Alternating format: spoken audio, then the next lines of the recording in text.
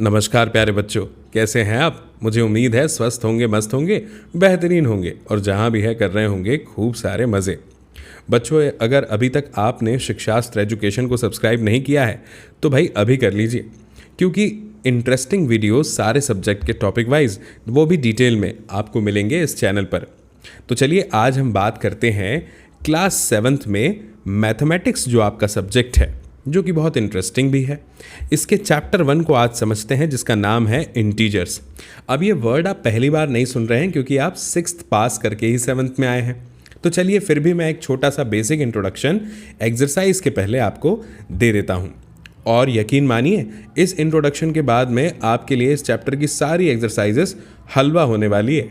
भाई हलवा का मतलब है कि ईजी हो जाएगी, फिर आपको कोई प्रॉब्लम, कोई डिफ़िकल्टी इस पूरे के पूरे चैप्टर में नहीं जाएगी। तो चलिए शुरू करते हैं। सबसे पहले बच्चों मैं आपको बताता हूँ एक बेसिक बात। वो क्या है कि एक नंबर लाइन, जिसे आप जानते हैं कुछ इस तरह से कि यहाँ पे 0 होता है, यहाँ होता है 1, यहाँ होता है 2, यहाँ होता है 3, यहाँ होता है 4 और ये होता है 5, और इसी तरह से कहानी आगे बढ़ती है और ये हो जाता है इन्फिनिटी तक चले जाता है। इन्फिनिटी मतलब अनंत, जिसका कोई अंत नहीं है, कोई एंड नहीं है, है ना। और अगर हम लेफ्ट तरफ आएँ तो ये होता है -1, ये होता है -2, ये होता है -3, -4, -5, और इसी तरह से आगे बढ़ता जाएगा, ये भी इन्फिनिटी तक। अब आप कहेंगे सर ये क्या बात हुई, इधर भी इन्फिनिटी इधर भी। तो मैं कहूँगा भाई आप आसानी के लिए ऐसा कर सकते हैं कि इस तरफ नेगेटिव साइड में आप कह सकते हैं कि ये नेगेटिव इन्फिनिटी है, पॉजिटिव साइड में आप कह लीजिए कि ये पॉजिटिव इन्फिनिटी है। करेक्ट, ठीक है। तो बच्चों अब मुझे एक बात बताइए, अपनी डेली लाइफ में, नेचुरल लाइफ में मुझे ये बताइए कि हम जिन नंबर्स का यूज़ करते हैं वो नंबर कौन से हैं। इन जनरल कोई सामान हमें ख़रीदना हो, है ना, किसी दुकान से, जैसे चॉकलेट ही ख़रीदनी हो, तो क्या कभी हम शॉपकीपर को जाके ये बोलते हैं कि भैया हमें 0 चॉकलेट दे दो? कभी नहीं बोलते।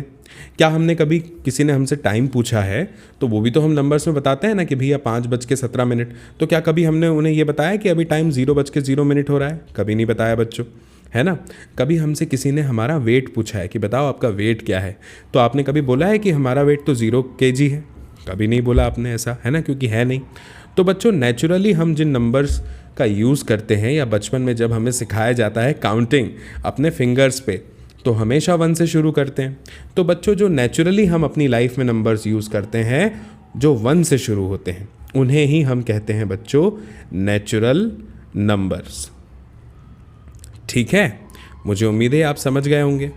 अब बच्चों अगर हम नेचुरल नंबर्स के साथ में ना 0 भी शामिल कर ले नेचुरल नंबर्स में, तो फिर आप कहेंगे कि अब 0 के साथ में जब हम नेचुरल नंबर्स को ले लेते हैं तो ये कहलाते हैं होल नंबर्स, यानी सारे नंबर्स। अब इसमें सब नंबर्स आ गए जो हम डेली लाइफ में यूज़ कर सकते हैं भविष्य में, ठीक है, या वर्तमान में, प्रेजेंट में।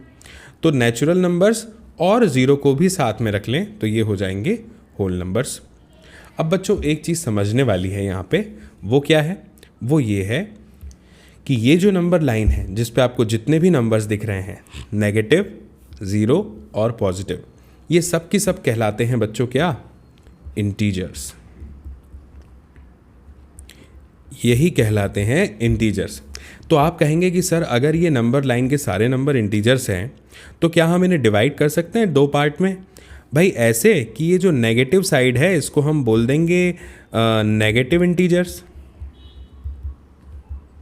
तो मैं कहूँगा बिल्कुल सही, इसको आप नेगेटिव इंटीजर बोल सकते हैं। और ये जो पॉजिटिव साइड है 1 से लेके इन्फिनिटी तक के, इसको आप बोल सकते हैं पॉजिटिव इंटीजर। फिर आप कहेंगे सर एक बात बताइए कि आपने कहा -1 से लेके -इन्फिनिटी तक के नेगेटिव इंटीजर और +1 से लेके +इन्फिनिटी तक के पॉजिटिव इंटीजर, तो 0 कहाँ गया सर? 0 तो नेगेटिव भी नहीं है, पॉजिटिव भी नहीं है, तो इसे क्या बोलेंगे? तो मैं कहूँगा वही जो अभी आपने कहा, इसे हम कहेंगे नाइदर पॉजिटिव नॉर नेगेटिव। ठीक है, ये हो गया 0 की कहानी। अब बच्चों 2-4 चीज़ें मैं आपको बता देता हूँ बहुत जल्दी, इसलिए क्योंकि बहुत आसान है, उसमें बिल्कुल टाइम नहीं लगेगा समझने में, ताकि हम फिर झटपट अपनी एक्सरसाइज को पूरा कर लें। और ये समझना भी हमारे लिए थोड़ा ज़रूरी है, वो आपको अभी पता चल जाएगा क्यों। सबसे पहले बच्चों जिस चीज़ की हमें बात करनी है वो है क्लोजर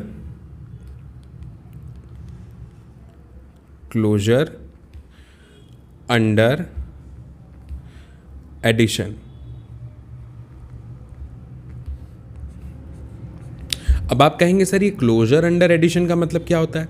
देखो बच्चों, मैं आपको बताता हूं कि क्लोजर अंडर एडिशन का मतलब क्या होता है। इसमें बच्चों हमें ये चेक करना है कि अगर हम दो इंटीजर को ऐड करेंगे तो क्या रिजल्ट में हमारा इंटीजर आएगा।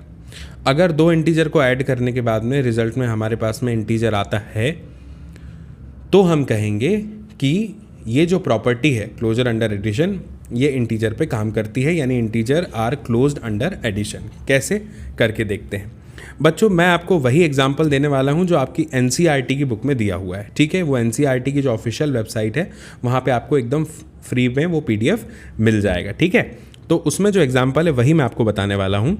तो जैसे कि बच्चों मान लीजिए हमने यहाँ पे लिखा 17 और हमने लिखा 23। अब ये दोनों इंटीजर हैं, है ना। कैसे हैं? पॉजिटिव इंटीजर हैं। दोनों को ऐड करिए, बताइए कितना आएगा। ये आ जाएगा बच्चों 40, ठीक है। अब 40 क्या है बताइए? क्या 40 एक इंटीजर है? तो आप कहेंगे यस सर 40 एक इंटीजर है, ठीक है। अब चलो नेगेटिव लेके देखते हैं एक बार नंबर, क्या रिजल्ट आता है चेक करते हैं। तो मान लो बच्चों कि हमने ले लिया 19 और प्लस कर रहे हैं हम इसमें -25 को, ठीक है। तो अब सॉल्व कैसे करेंगे इसको? प्लस माइनस माइनस हो जाएगा, है ना। 19 - 25, बड़े नंबर में से छोटा नंबर माइनस हो जाएगा, यानी 25 में से 19 माइनस हो जाएगा तो 6 बचेगा, और बड़े नंबर का साइन यानी ये माइनस लग जाएगा, तो आंसर आ जाएगा हमारा क्या? -6। अब बताइए -6 एक इंटीजर है कि नहीं? तो सर आपने तो कहा था कि नंबर लाइन पे जो नेगेटिव नंबर्स है वो नेगेटिव इंटीजर है और जो पॉजिटिव नंबर है वो पॉजिटिव इंटीजर है, तो -6 भी इंटीजर होगा। मैंने कहा बिल्कुल सही, ये भी इंटीजर है। तो हमने देखा चाहे हम पॉजिटिव इंटीजर लें चाहे हम नेगेटिव इंटीजर लें, दोनों को अगर हम ऐड करते हैं बच्चों तो हम ये कह सकते हैं कि जो रिजल्ट है वो हमेशा क्या मिलेगा? इंटीजर ही मिलेगा, है ना। अगर कोई आपसे पूछे कि बताओ is the sum of two integers always an integer, तो आप कहेंगे यस। तो फिर अब इसको क्या लिख सकते हैं आप? इसको आप लिख सकते हैं बच्चों वही जो मैं यहाँ पे अभी आपके सामने लिखने वाला हूँ। आप लिखेंगे integers are closed under addition, ठीक है बच्चों, इस तरह से। तो ये हो गई क्लोजर अंडर एडिशन वाली प्रॉपर्टी। अब बात करते हैं बच्चों क्लोजर अंडर सब्ट्रैक्शन। इसको भी समझ लेते हैं कि ये क्या होता है। अभी हमने देखा ना कि दो इंटीजर को ऐड करने में क्या आया? इंटीजर आया। तो अब सब्ट्रैक्ट करने पे भी देखते हैं कि क्या इंटीजर आता है, ठीक। अभी चेक करते हैं। तो सबसे पहले जैसे मैंने यहाँ पे आपके सामने लिख दिया बच्चों, एक ले लिया -8, है ना, नेगेटिव इंटीजर, और उसमें से सब्ट्रैक्ट कर दिया मैंने -14 को। अब बताओ क्या जवाब आएगा? तो एक स्टेप और सॉल्व करते हैं। ये हो जाएगा -8 माइनस माइनस ये जो है ये हो जाएगा +14। तो अब ये हो गया 14 - 8, है ना। तो 14 में से 8 माइनस कर देंगे तो आ जाएगा 6, वो भी काय का? प्लस का, क्योंकि 14 में प्लस का साइन लगा हुआ है। तो 6 हमारा आंसर आ गया। और आप जानते हैं कि 6 जो है वो एक इंटीजर है, राइट, ठीक है। लेकिन इतनी जल्दी नहीं मानेंगे, एक और सॉल्व करके देखते हैं, ठीक है। तो 7 एक पॉजिटिव इंटीजर है, माइनस करते हैं इसमें से 9 को। तो जब 7 में से 9 को माइनस करेंगे तो कितना आएगा बच्चों? बड़े नंबर में से छोटे नंबर को माइनस करिए, 9 में से 7 किया 2 बचा, बड़े नंबर का साइन यानी माइनस लगा दीजिए, -2 आंसर आया। बताइए क्या -2 एक इंटीजर है? आप कहेंगे है। तो अब बताइए क्या हम कह सकते हैं इसमें कि integers are closed under subtraction? तो आप कहेंगे बिल्कुल सर, आप कह सकते हैं, ठीक है। तो ये इस तरह से यहाँ पे बच्चों सॉल्व हो जाएगा कि integers are closed under subtraction. तो ये दो प्रॉपर्टी जो भी हमने देखी, क्लोजर अंडर एडिशन और क्लोजर अंडर सब्ट्रैक्शन, ये आपको समझ में आ गई होगी। अब दो चीज़ और समझ लीजिए। देखिए, एक जो आपको समझना है वो है कम्यूटेटिव प्रॉपर्टी। अब आप कहेंगे सर ये कम्यूटेटिव प्रॉपर्टी क्या है? देखिए मैं बताता हूँ आपको। पहले यहाँ लिख दूँ मैं, हेडिंग देना ज़रूरी है ना, कम्यूटेटिव प्रॉपर्टी। ठीक है बच्चों, अब इसका क्या मतलब है सीधे एग्जाम्पल से बताता हूँ, आप तुरंत समझ जाएंगे। ठीक है, अगर a को b से प्लस किया, अब ये a और b क्या है, इंटीजर। ठीक है, a को b से प्लस किया तो जो आंसर आया वो इक्वल होगा b को a से जो प्लस करेंगे उस आंसर के। यानी हमने बस ऑर्डर चेंज कर दिया है ना, ऑर्डर को बदल दिया। ठीक है, तो अब ऐसा ही इंटीजर के साथ हम करके देखते हैं। मान लेते हैं कि a और b क्या है, एक इंटीजर है। तो अब इसको नंबर्स में करके देखते हैं भाई। मान लेते हैं कि a की जगह पे हमने लिख दिया 5 प्लस b की जगह पे हमने लिख दिया -6। तो इस प्रॉपर्टी के अकॉर्डिंग अगर -6 को पहले लिख देंगे फिर प्लस बाद में 5 को लिखेंगे तो दोनों का आंसर सेम आना चाहिए। करके देखते हैं कि दोनों का आंसर सेम आ रहा है या नहीं आ रहा है। 5 प्लस -6 करेंगे तो ये प्लस माइनस माइनस हो जाएगा, -6 प्लस 5 रहेगा ये। अब देखते हैं 6 में से 5 माइनस हो जाएगा तो बचेगा 1 और बड़े नंबर का साइन यानी माइनस लग जाएगा यहाँ पे।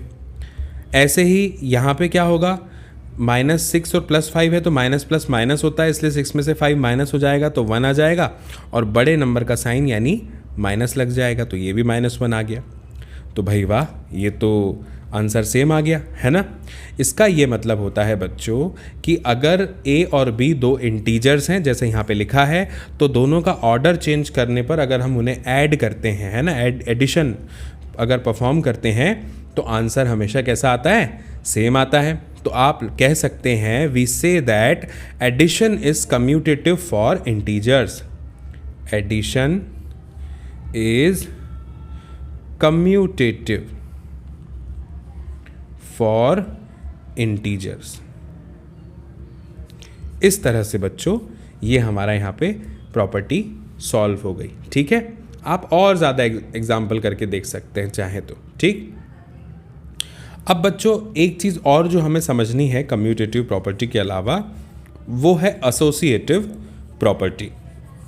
ठीक है, अभी देखते हैं कि ये एसोसिएटिव प्रॉपर्टी क्या होती है।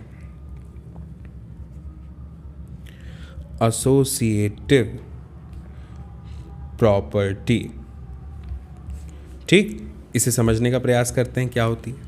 अब बच्चों मान लीजिए कि A, B एंड C ये 3 इंटीजर्स हैं हमारे पास में, है ना। कुछ भी हो सकते हैं, कोई भी इंटीजर ले लीजिए आप, 3 वो काम कर जाएंगे। तो मैंने बस क्या किया, उनको अभी मैं आपके सामने A, B और C से रिप्रेजेंट कर रहा हूँ ताकि मैं आपको चीज़ें आसानी से समझा पाऊँ। फिर मैं आपको एग्जाम्पल से भी अभी बताने वाला हूँ।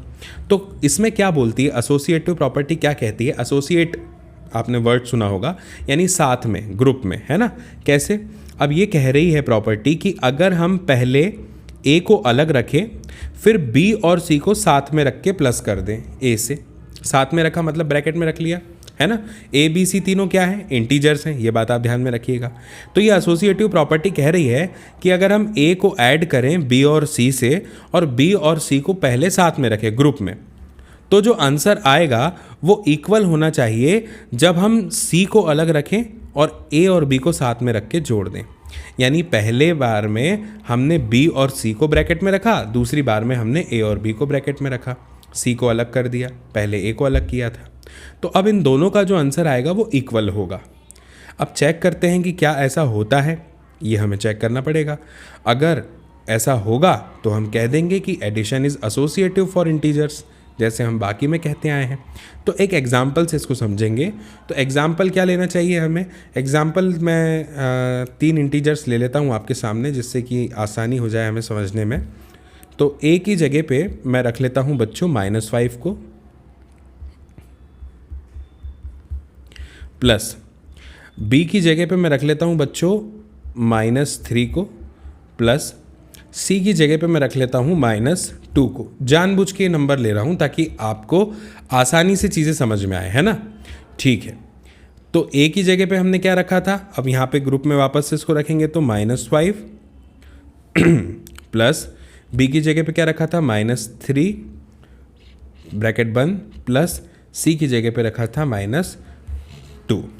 सॉल्व करते हैं। सबसे पहले ब्रैकेट सॉल्व होगा तो -5 जैसा का वैसा प्लस, अब बताइए माइनस प्लस तो यहाँ पे माइनस हो जाएगा है ना, तो -3 -2 यानी आंसर आ जाएगा -5। ठीक है, फिर ये माइनस प्लस तो माइनस हो जाएगा, तो ये भी माइनस हो गया, तो -3 -5 हो जाएगा -8 और प्लस माइनस -2। अब माइनस माइनस क्या होता है, माइनस प्लस क्या होता है बच्चों, माइनस, तो -5 इज इक्वल्स टू -8 -2।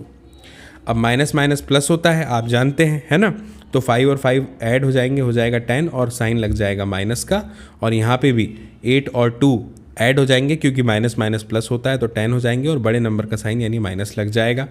ठीक है, तो -10 यहाँ भी आ गया और -10 यहाँ भी आ गया।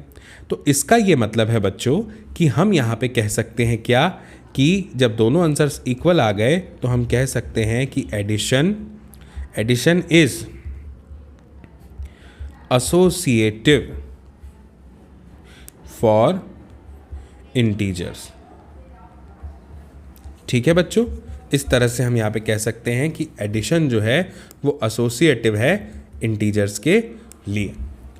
अब बच्चों मुझे एक बात बताइए, अगर मैं आपसे एक क्वेश्चन पूछूं यहाँ पे इतना समझाने के बाद आपको, कि कोई नंबर में, किसी इंटीजर में हम क्या ऐड करें कि उसका आंसर सेम इंटीजर आए।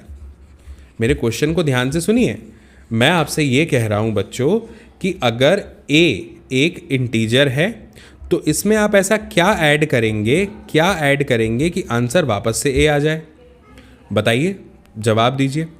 तो आप कहेंगे सर अगर उस नंबर में ऐड करना है एक नंबर और वही आंसर आना चाहिए नंबर, तो वो तो सर 0 है, क्योंकि 1 भी अगर ऐड करेंगे तो आंसर बढ़ जाएगा, तो 0 ऐड करेंगे, तो यानी अगर मैं a + 0 करता हूँ तो वही आएगा a, कोई फ़र्क नहीं पड़ेगा। अगर मैं -8 + 0 करता हूँ तो आंसर -8 आएगा। अगर मैं 8 + 0 करता हूँ तो आंसर 8 आएगा। अगर मैं -365 + 0 करता हूँ तो आंसर -365 आएगा।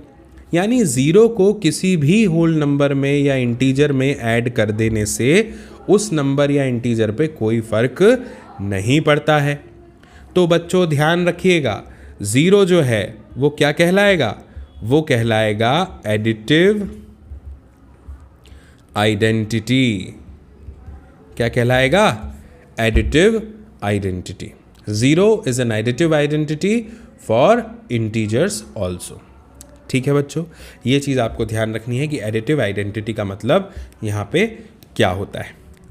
ठीक, तो इस तरह से बच्चों ये हमारा जो इंट्रोडक्शन पार्ट था एक्सरसाइज 1.1 का, वो यहाँ पे ख़त्म हो जाता है, समाप्त हो जाता है। अब बच्चों हम जल्दी मिलेंगे नेक्स्ट वीडियो में, जिसमें हम एक्सरसाइज 1.1 की बात करेंगे और उसे सॉल्व करेंगे। और यकीन मानिए ये इंट्रोडक्शन देखने के बाद में एक्सरसाइज 1.1 बहुत जल्दी चुटकियों में आप सॉल्व कर लेंगे। तो बच्चों मुझे उम्मीद है कि आपको ये वीडियो ज़रूर पसंद आया होगा और आपने इस चैनल को अभी तक सब्सक्राइब भी कर लिया होगा। अगर नहीं किया है तो भाई जल्दी कर लीजिए और इस वीडियो की लिंक को अभी शेयर कर दीजिए अपने दोस्तों, मित्रों, साथियों, सहपाठियों, परिजनों के साथ, ताकि वे लोग भी देख पाएँ इस वीडियो को और समझ पाएँ इस जानकारी को। तो चलिए फिर जल्दी मिलते हैं अगले वीडियो में, और तब तक के लिए खूब सारी पढ़ाई कीजिए और खूब सारी मस्ती भी। नमस्कार।